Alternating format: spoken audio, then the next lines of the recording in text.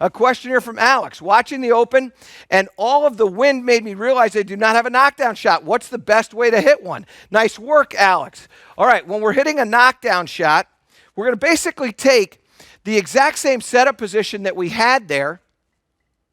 We're not going to be able to kink that foot in just like that, but you can take the knee and you can put that knee in just like that and remind yourself that we're going to limit the backswing, okay?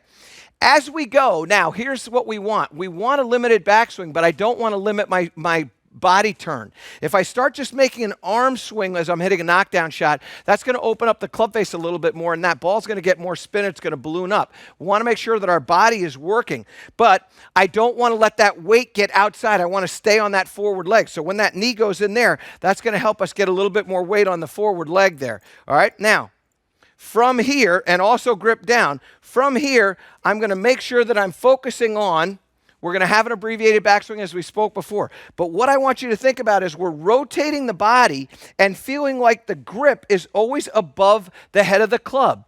Once I let the handle get below the head of the club, that's going to create trajectory for us. We want to feel like the head is going to stay below it. It's not, but you want to feel that. So we're going to lean that weight into the left side right there. And what it does is that it slows or lowers the head. And as we lower the head, that thing's going to drive down there. It's going to stay low. Let's see what that trajectory was. That was less than 11 degrees.